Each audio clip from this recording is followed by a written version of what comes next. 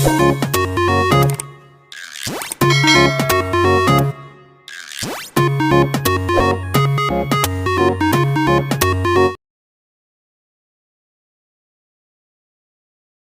बात क्यों नहीं समझ रही हो? तुम्हारा ध्यान थोड़ा डिस्टर्ब करना है। यहाँ देखो, छोड़ो तुम उसको, जो जैसा है उसको ऐसे यूज करो। एक्सरसाइज नंबर 3.2 का थर्ड क्वेश्चन का फिफ्थ पार्ट है।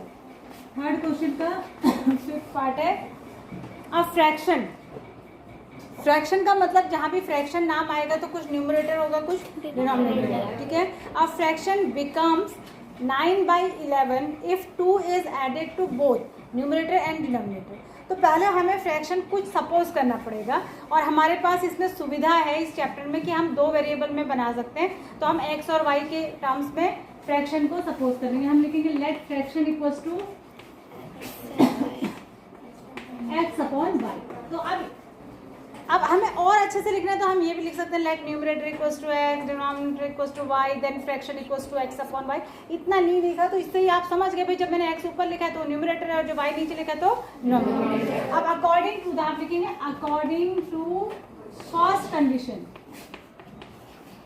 फर्स्ट कंडीशन, इसमें दो कंडीशन बनेंगी।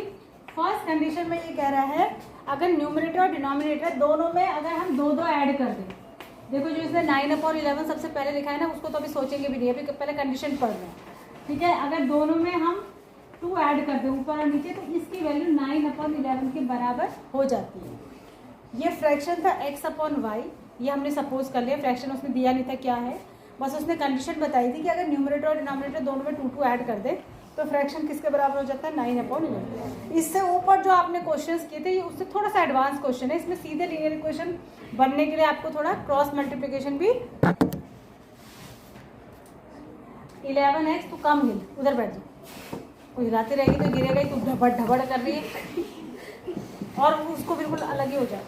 11x plus 2y equal to 9y, sorry 22, 11x plus 22 equals to 9y plus 18। अब हम 11x के बगल में लाएंगे 9y को और 18 उधर है, 22 को उधर ले जाएंगे, माइनस हो जाएगा तो माइनस का 4 बचेगा। दैट इज इक्वेशन नंबर 1, ठीक है। अब दूसरी कंडीशन में जाएंगे। पहले हमने पहली कंडीशन पढ़ी और आधा काम कर लिया, क्योंकि दो वेरिएबल में इक्वेशन है तो आपको पता है कि एक इक्वेशन और दी होगी, ठीक है। अगला है कि if 3 is added to both numerator and denominator it becomes 5/6। और अगर न्यूमरेटर और डिनोमिनेटर में दोनों जगह क्या ऐड कर दो 3, अगर दोनों जगह 3 ऐड कर दो तो अब आप लिखेंगे according to the second condition, वो मैं लिख नहीं रही हूँ, जगह कम है, तो दोनों जगह 3 ऐड कर देंगे तो कितना हो जाता है 5/6। फिर क्रॉस मल्टीप्लिकेशन करेंगे तो ये हो जाएगा 6x plus 18 equals to 5y plus 15, ठीक है। y को इधर लाएंगे तो 6x minus 5y equal to 18 को उधर ले जाएंगे माइनस का 3। This is equation 2। अब आप इसको कर लेंगे, किससे करना है, सब कर लेंगे ना, बस इतना ही मेन डिफिकल्ट था। आगे सॉल्व करना आपको आ गया है, आप सॉल्व कर लीजिए। अगला देखो,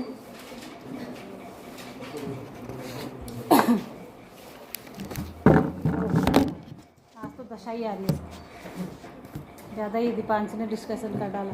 अगला देखो 6 क्वेश्चन। 6 क्वेश्चन है 5 years hence, आज से 5 साल बाद। 5 years hence का मतलब होता है 5 साल बाद। The age of Jacob will be 3 times that of his son. तो उसके जो जैकब की जो एज है वो अपने बेटे के एज के 3 times हो जाएगी। कब हो जाएगी, 5 साल बाद, ठीक है। 5 years ago, 5 साल पहले Jacob's age was 7 times that of his son. और 5 साल पहले उसकी जो जैकब है उसकी एज अपने बेटे के 7 गुना थी, 7 times थी। तो उनकी प्रेजेंट एजेस निकालिए। तो इसमें सबसे पहले प्रेजेंट एज ही हम सपोज करते हैं, ठीक है। तो हम लिखेंगे let present age of Jacob कितनी हो जाएगी x, और उसके बेटे की सन की 1। आप जो भी एक्सपेरिमेंट करते हैं वो प्रेजेंट एज में ही करते हैं, कंडीशन प्रेजेंट एज में लगाते हैं हमेशा, ठीक है। तो हम लिखेंगे according to the first condition. First condition में ये कह रहा है 5 साल बाद। तो सबसे पहले तो 5 साल बाद जब मैं कहूँगी कंडीशन तो बाद में लगाऊंगी, पहले दोनों की एज में 5-5 साल तो ऐड करना पड़ेगा, है ना, तभी तो 5 साल बाद की एज मिलेगी। तो 5 साल बाद जैकब की एज होगी x + 5 और उसके बेटे की एज होगी y + 5। ये तो जनरल बात है जो हमें पता होनी चाहिए। अब इनके बीच में रिलेशन ये है कि जैकब की जो 5 साल बाद की एज है वो बेटे के 5 साल बाद की एज के कितना गुना है? 3। कितना गुना है? 3। किसके 3 गुना है? बेटे की एज के। रख दो। किसके 3 गुना है? बेटे की एज के। किसके 3 गुना है? बेटे के। तो 3 मल्टीप्लाई किधर करना है? बच्चे की एज वाली साइड पे। क्वेश्चन को पढ़ते हैं बच्चे और वो देखते हैं कि जैकब की एज 3 गुना है, तो जैकब की एज को ही 3 से मल्टीप्लाई कर देते हैं। ठीक है, जिसके 3 गुना है उसमें 3 का मल्टीप्लाई करना है 3 का। जिससे 3 टाइम्स है, किससे 3 टाइम्स है? बेटे की एज से। तो मल्टीप्लाई किस साइड होगा? बेटे की एज की साइड। ठीक है, ये आप छोटी छोटी गलतियां बहुत करते हैं, इसलिए मैं बार बार बता रही हूँ, उसके बाद भी आप गलती ही करेंगे। ये इधर आएगा x - 3y = उधर जाके 10 हो जाएगा। Equation number 1। फिर कह रहा है 5 years ago, 5 साल पहले। तो according to the second condition, तो पहले हम जो है दोनों की 5-5 साल पहले की एज लिख लेते हैं। तो अभी जब उनकी एज अगर x है तो 5 साल पहले उसकी एज x - 5 होगी और बेटे की एज y - 5। इसमें रिलेशन ये है कि जैकब की एज 5 साल पहले अपने बेटे की एज से 7 टाइम्स थी। तो 7 बेटे की एज में मल्टीप्लाई करेंगे तो ये हो जाएगा x - 5 = 7y - 35। इसको इधर लाएंगे तो x - 7y = ये प्लस हो जाएगा उधर जाके, तो प्लस माइनस का क्या हो जाएगा? 30। Equation number 2। इससे आगे की कहानी आपको पता है, सॉल्व भी करना है क्वेश्चंस को सब्स्टिट्यूशन से। एक इक्वेशन ये है, एक ये है, किसी भी एक से x या y की वैल्यू निकाल के दूसरे में लिख लें। अब आते हैं अगली एक्सरसाइज पे, exercise number 3.3 and this is the last exercise of your chapter. पहले इसमें 5-6 एक्सरसाइज हुआ करती थी किसी ज़माने में इस चैप्टर में। गवर्नमेंट दिन पर दिन आपके लिए आसानी करने में है, आप तब भी नहीं जाग रहे हैं। कुछ भी कर दो, इस बुक में 4 ही चैप्टर भी रख दो तब भी हम नहीं पढ़े, है ना। तो बहुत इजी हो गया है। Solve the following pair of linear equation by the substitution method.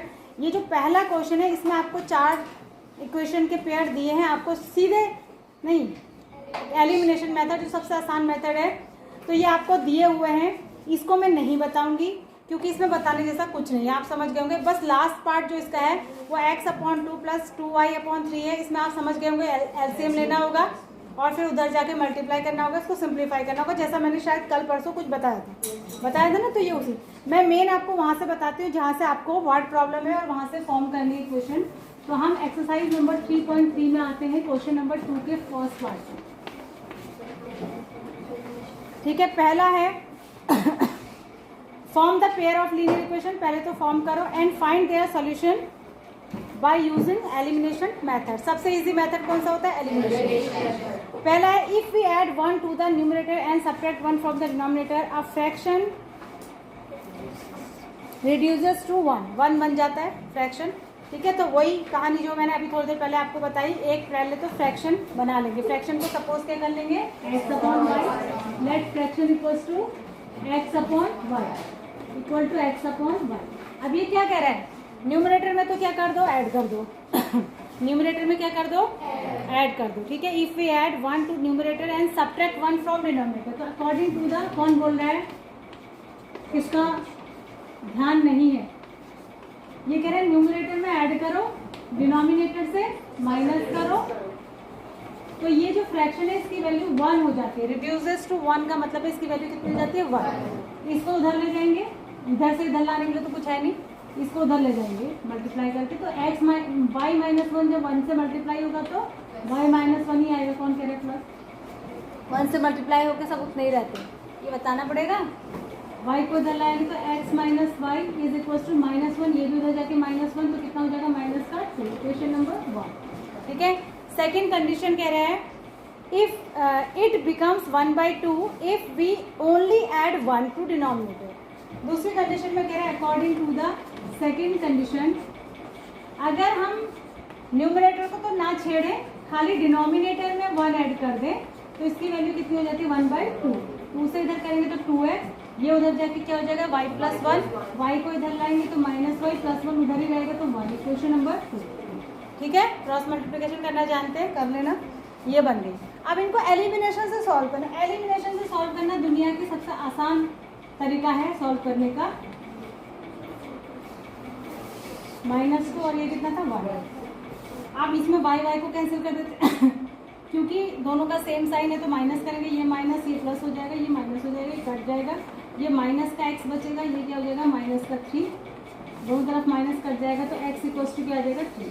x की वैल्यू कहीं और कहीं भी रख दीजिए, x की वैल्यू यहाँ रखेंगे 3 2 जा 6, 6 उधर जाएगा तो -6 हो जाएगा, -6 1 माइनस होगा 5 हो जाएगा, वो माइनस का 5। अब माइनस का ही y है, माइनस का ही 5 हो जाएगा, माइनस माइनस कैंसिल, y हो जाएगा 5।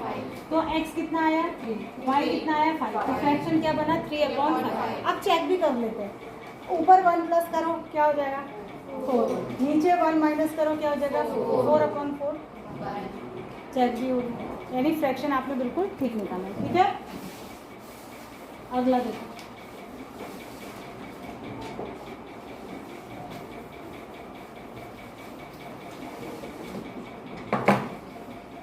अगला देखो 5 years ago क्या ये बताने की जरूरत है, पढ़िए जरा। 5 years ago Noori was 3 times as old as Sonu. सो पहले नूरी की एज मान लेंगे x, सोनू की एज मान लेंगे y। 5 साल पहले की नूरी की एज x-5। सीधे बैठ जाओ चिराग जायसवाल, मैं देख रही हूँ फिर भी तुम अपने पोस्चर में सुधार नहीं कर रहे हो।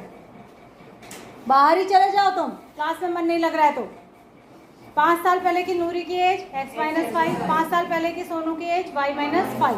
अब रिलेशन क्या दिया है कि नूरी जो है वो थ्राइस का मतलब 3 टाइम्स सोनू की एज की। तो पहली इक्वेशन तो ये बन जाएगी x-5 is equals to 3 of y-5। तो ये हो जाएगा x-5 equals to 3y-15।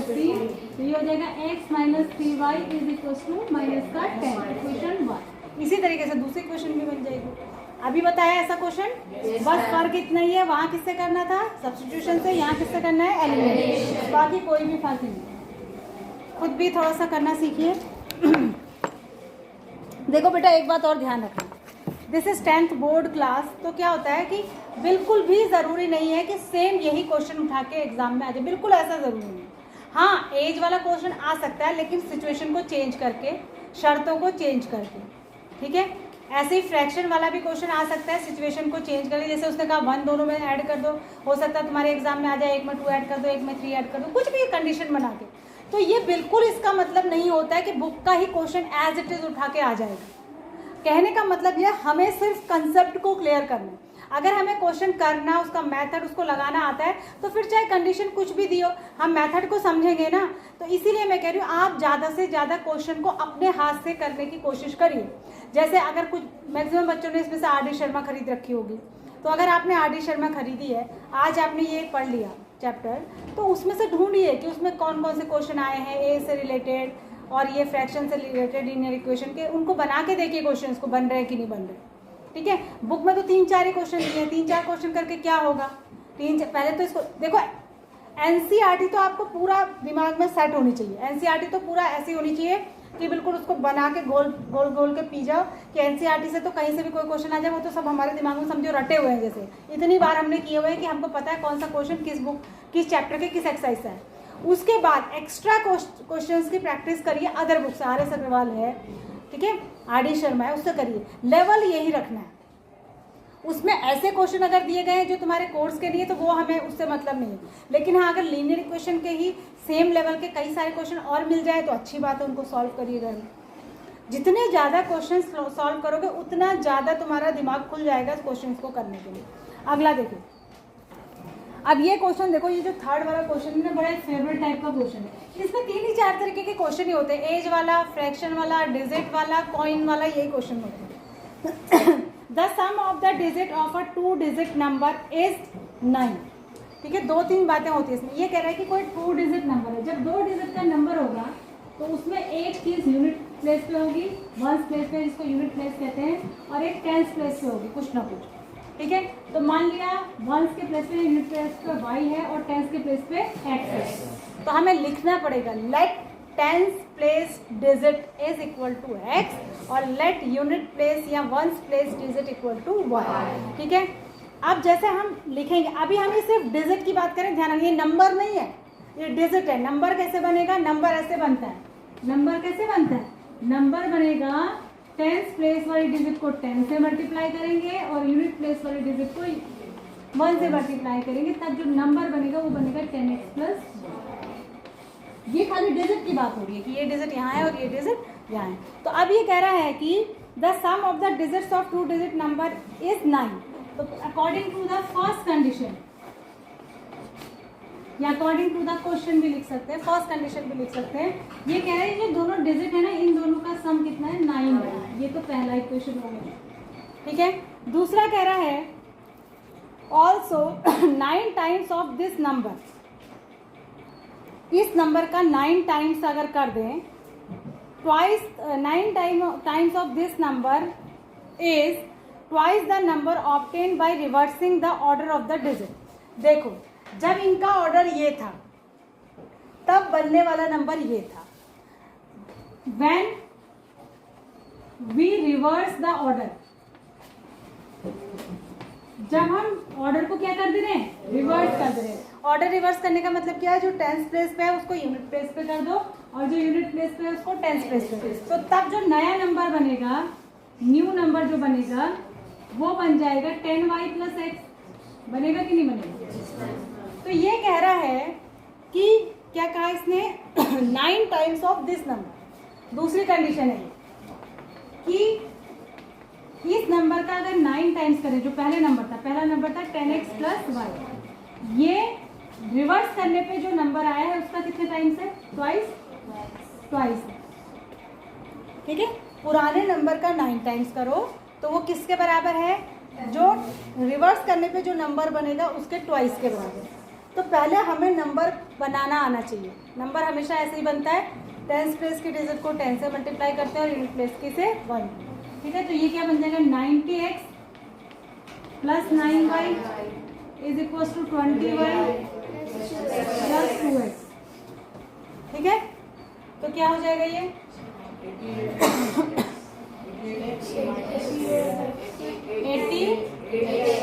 88x minus 11y equal to 0। ठीक है, तो इसमें से किसी को भी x equal to Y 9 minus Y रख दो या कुछ भी रख दो तो आ जाएगा। कितना आएगा जरा करके देखो।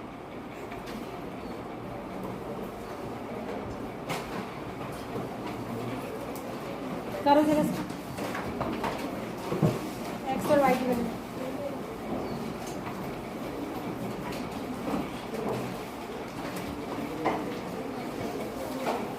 जगह नहीं है ना बोर्ड पे जगह ही बहुत कम है। एक्स इक्वल टू क्या रख देंगे? 9 माइनस वाई।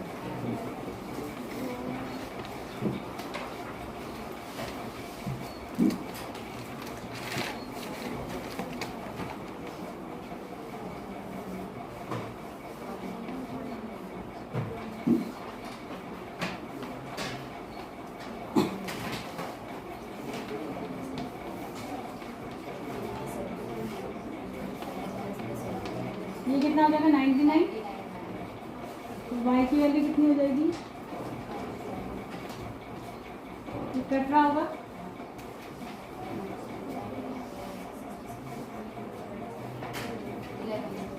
इलेवन से कट रहा है। वाई की वैल्यू कितनी आ गई? 8। तो एक्स कितना हो जाएगा? 1। दोनों का सम कितना है? 9। तो एक्स कितना हो जाएगा? 1। तो देखो एक्स 1 हो गया, तो x को हमने माना था ये टेंस प्लेस का नंबर और y को यूनिट प्लेस का, तो 19 बना नंबर। जब रिवर्स करेंगे तो क्या बना? 91 बन गया ना। अब ध्यान से देखो, अब आपको यही चेक भी हो जाएगा अपने से। ये कह रहे हैं कि पहले वाले नंबर का अगर कितने टाइम्स किया जाए 9 और दूसरे का कितना किया जाए, तो दोनों बराबर आता है। देखो बराबर आ रहा है कि नहीं आ रहा?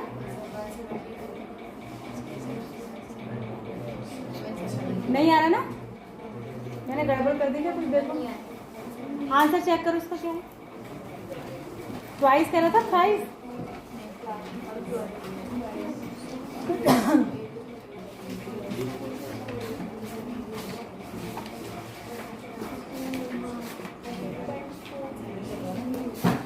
क्या है आंसर?